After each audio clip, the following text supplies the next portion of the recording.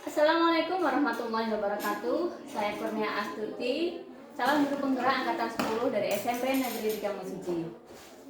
Baiklah, di sini saya akan melakukan wawancara dengan kepala sekolah, dengan Bapak Anang Harjanto, kepala sekolah SMP Negeri 3 Mesuji di tempat saya mengajar. Assalamualaikum Pak. Waalaikumsalam warahmatullahi wabarakatuh. Bagaimana Pak kabarnya? Alhamdulillah baik. Ibu gimana? Alhamdulillah Pak. Aman? Aman. Ini siswanya? Alhamdulillah aman Pak. Nah begini Pak, di sini saya menghadap Bapak untuk melakukan diskusi Pak mengenai pengambilan keputusan berbasis nilai-nilai kebajikan sebagai pemimpin. Oke. Iya. Nah di sini ada beberapa ini Pak ya, ada dilema etika dan juga ada rujukan moral Pak. Nah, dilema etika yaitu situasi di mana kedua pilihan yang ada sama-sama benar secara moral, tetapi ada hal yang bertentangan di dalamnya. Kemudian ada rujukan moral yaitu situasi di mana seseorang dihadapkan untuk mengambil keputusan antara benar atau salah dengan salah satu pilihan yang sebenarnya. Nah, dalam wawancara ini saya akan memberikan beberapa pertanyaan kepada Bapak. Baik Pak, untuk pertanyaan pertama, selama ini bagaimana Bapak mengidentifikasi kasus-kasus yang merupakan dilema etika atau rujukan moral? Bagaimana mengidentifikasi ya? Iya. Tentunya yang saya lakukan untuk mengidentifikasi apakah itu merupakan kasus dilema etika atau seperti itu, ya saya perhatikan dulu. Saya identifikasi terlebih dahulu. Nah, saya pelajari dulu kasusnya seperti apa, misalnya seperti itu. Nah, setelah saya identifikasi, saya pelajari, saya kenali, baru saya tentunya akan tahu, ya kan, apakah itu merupakan kasus bagian dari dilema etika maupun kasus yang berkaitan dengan rujukan moral seperti apa. Kemudian selama ini bagaimana Bapak menjalankan pengambilan keputusan di sekolah, terutama untuk kasus-kasus di mana ada dua kepentingan yang sama-sama benar atau sama-sama mengandung nilai kebajikan? Ya, kalau selama ini dalam mengambil keputusan ya tentunya seperti yang sudah saya sampaikan di awal, saya harus mengidentifikasi terlebih dahulu, kemudian mempelajari kasusnya seperti apa, kemudian saya akan mengkomunikasikan dengan rekan kerja, mungkin ada wakil, ada pembina-pembina yang lainnya, mungkin seperti itu, agar nanti keputusan yang saya ambil itu memang benar-benar keputusan yang terbaik untuk semuanya, seperti itu. Saya kira itu awalnya. Apakah ada contoh kasus yang pernah terjadi Pak untuk dilema etika atau rujukan moral? Banyak kasusnya ya, tapi misalkan ini saya contohkan saja ya, kasus yang sedang atau saat ini saya alami untuk satuan pendidikan kita ya, itu ada salah satu siswa kita bernama Jelita. Nah, beliau itu sakit. Nah, sudah sakitnya ini udah berbulan-bulan, bahkan hampir menahun. Nah, hasil komunikasi dengan orang tuanya memang proaktif, sudah sampai datang ke sekolah, mendiskusikan berkaitan dengan perkembangan anaknya. Wali kelasnya juga sudah sangat aktif ya, bahkan wali kelasnya beberapa kali melakukan kunjungan ke sana, menengok atau sekedar mengabarkan atau menyambungkan berkaitan dengan mata pelajaran yang harus mereka mungkin ikutin ya. Nah, inilah letak sedikit mungkin masuk kategori dilema etika atau dilema yang saya alami. Nah, beliau ini Jelita ini sakit bertahun-tahun atau berbulan-bulan lah ya, belum ada 1 tahun dulu. Cuma beliau itu kan tidak sekolah lama, tetapi anaknya itu tinggi untuk tetap bisa sekolah dan harapannya mendapatkan ijazah seperti itu. Orang tuanya juga seperti itu, bahkan orang tuanya sudah beberapa kali ke sekolah. Nah, ini sedikit dilema di saya sebagai pimpinan. Anak ini tidak sekolah, namun bagaimana anak ini tetap bisa mendapatkan ijazah, tetap mendapatkan pelajaran dengan baik. Nah, itulah yang menjadi permasalahannya. Nah, kalau dikaitkan mungkin ada beberapa siswa yang lain yang kurang bisa memahami tentang masalah tersebut, mungkin sedikit akan mempermasalahkan, Pak, itu kenapa itu nggak pernah sekolah kok bisa dapat nilai seperti itu. Nah, itulah yang sebenarnya menjadi sedikit permasalahan dilema yang kami alami. Oke, itu contoh dari dilema etika ya Pak ya. Iya. Nah, berdasarkan pengambilan keputusan Bapak di sekolah, lalu langkah-langkah atau prosedur seperti apa yang biasa Bapak lakukan selama ini? Nah, langkah-langkahnya ya, yang pertama seperti di awal tadi sudah saya sampaikan, tentunya saya akan mengidentifikasi dulu permasalahan itu, atau berkaitan dengan si cerita itu tentunya akan saya identifikasi dulu kebenarannya, fakta-fakta di lapangannya, terus nanti keterkaitan atau efek-efek lainnya berkaitan dengan teman-temannya yang setiap hari berangkat sekolah, kepada guru-gurunya untuk bisa memberikan nilai, mungkin lebih luas ke orang tuanya maupun tetangga, masyarakat sekitar sekolah maupun masyarakat sekitar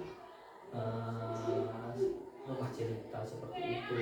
Nah, setelah kami identifikasi, kami cari fakta-faktanya, kemudian keterlibatan siapa saja yang bakal bersentuhan di situ, ya kan? Nah, mungkin baru nanti saya dan rekan mungkin dibantu oleh wakil atau guru wali kelasnya, akan menentukan mana option yang akan diambil yang terbaik seperti itu. Nah, itu pun seiring waktu juga tetap harus kami evaluasi, kami pelajari, ada enggak permasalahan yang muncul. Nanti seandainya permasalahan muncul, itu permasalahan apa, bisa nggak diselesaikan secepatnya seperti itu. Nah, bentuk itu adalah bentuk bagian refleksi setiap langkah yang kita ambil seperti itu, agar keputusan yang kita ambil ini benar-benar merupakan keputusan yang terbaik. Ini seperti itu. Kemudian Pak, hal-hal apa saja yang selama ini Bapak anggap efektif dalam pengambilan keputusan pada kasus-kasus dilema etika?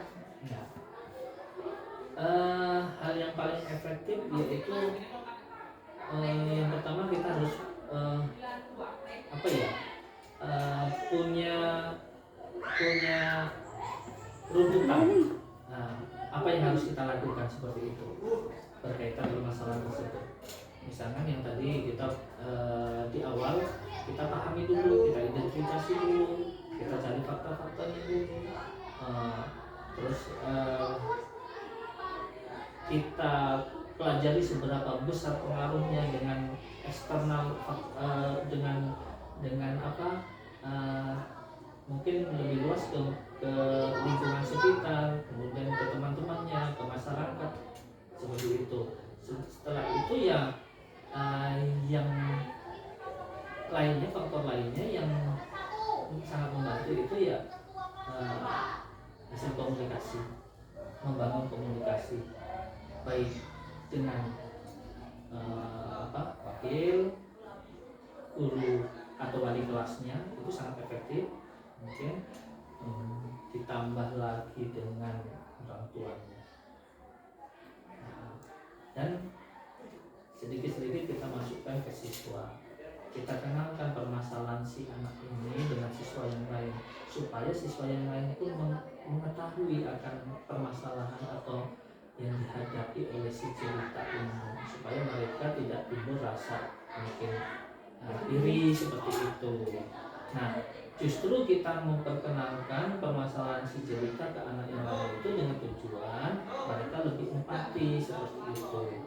Toh anak ini juga tidak kita biarkan tidak belajar, tetap kita bimbing jarak jauh seperti itu. Nah, karena tadi cita-citanya ingin semangat selesai, ya kan? Dapat ijazah tamat seperti itu. Bahkan dari cita-citanya sendiri, orang tuanya juga memperkuatnya seperti itu. Nah, kalau seandainya itu kita putuskan untuk saya berhentikan, nah disitulah letak justru saya tidak adil seperti itu. Nah, mungkin di sisi lain juga saya merasa kurang nilai-nilai empati saya saat ini saya harus menyetop si jelita ini seperti itu. Kemudian hal-hal apa saja yang selama ini merupakan tantangan dalam pengambilan keputusan pada kasus-kasus terima ETK? Sejauh ini yang menjadi tantangan yang terberat itu justru mungkin di kurangnya saya mungkin dalam mengidentifikasi awal permasalahan itu. Nah, maka nanti akan berefek pada hasil keputusan. Nah, maka dari itu saya harus di awal itu harus mampu mengenali dulu permasalahan itu dengan baik, mempelajari dulu, kemudian mengidentifikasinya, mungkin mengumpulkan bukti-bukti atau fakta-fakta supaya bisa memperkuat hasil keputusan. Nah, itu mungkin yang agak sedikit membutuhkan waktu, ya kan, dan membutuhkan dukungan dari rekan seperti itu. Jadi kalau menurut Bapak tantangan bagi Bapak itu kurangnya identifikasi awal gitu ya Pak? Mungkin kurang kesiapannya. Baik.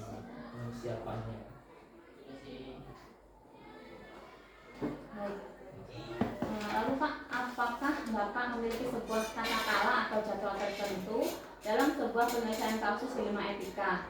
Apakah Bapak langsung menyelesaikan di tempat atau memiliki sebuah jadwal untuk menyelesaikannya? Bentuk atau prosedur seperti apa yang Bapak jalankan?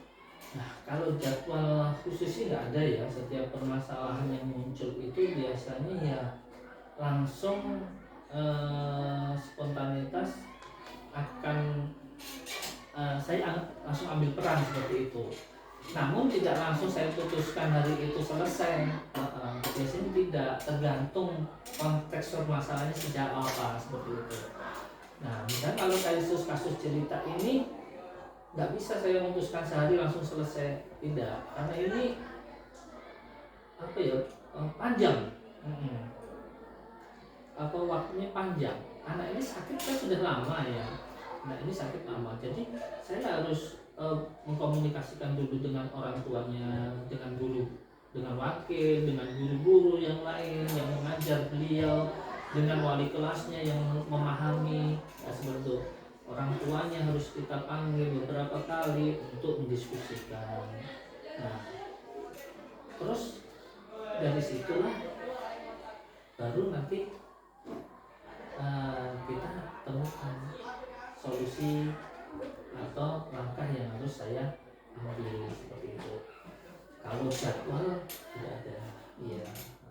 Namun setiap permasalahan dilema etika itu harus memang cepat langsung dihadapi, harus cepat ambil keputusan untuk segera diselesaikan.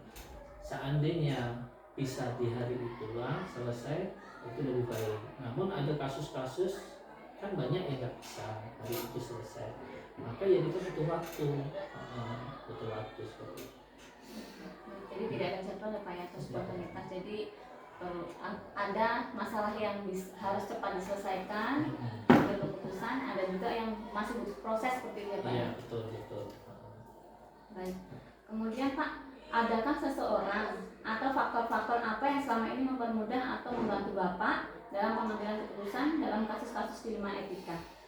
Ya untuk kasus-kasus dari Malika yang muncul di satuan pendidikan, ya pastinya kalau saya sebagai pimpinan sangat terbantukan karena saya punya rekan kerja ya, ada wakil. Kalau berkaitan siswa mungkin saya akan melibatkan dengan wakil kesiswaan. Kalau berkaitan dengan proses pembelajaran, saya akan melibatkan wakil kurikulum saya sebagai sarana. Saya akan berdiskusi dengan satpras. Nanti kalau berkaitan dengan program kegiatan di sekolah, diskusi dengan pembina OSIS seperti itu. Nah, banyak mereka semuanya memberikan memberikan solusi, memberikan solusi, mensupport. Nah, karena mereka sejatinya yang ada di lapangan, mereka jadi masukan dari mereka itu sangat kami butuhkan seperti itu. Saya kira itu. Jadi kalau yang mau selama ini mempermudah Bapak termasuknya itu rekan kerja ya Pak? Rekan kerja, iya betul. Kemudian Pak, ini pertanyaan terakhir.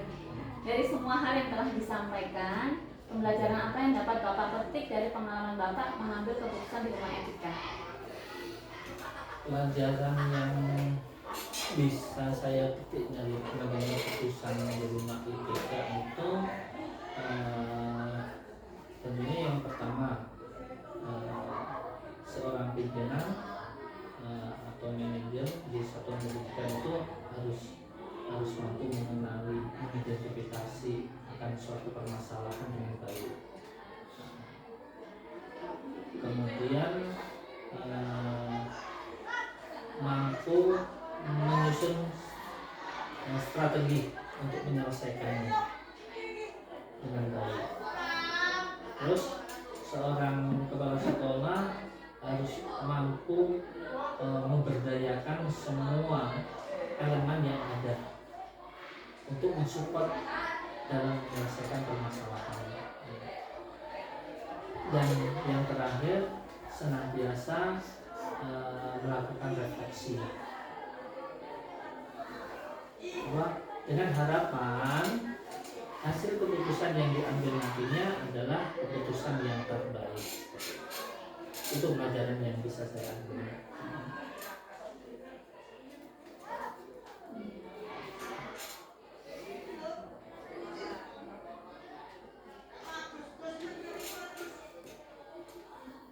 Baik Pak, jadi pelajaran yang dapat diambil seorang manajer itu harus mampu mengidentifikasi masalah dengan baik, kemudian mampu menyusun strategi untuk menyelesaikan masalah dengan baik, harus mampu memanfaatkan semua elemen yang ada, terus nantiasa melakukan refleksi, dan yang pasti dapat mengambil keputusan yang terbaik gitu ya.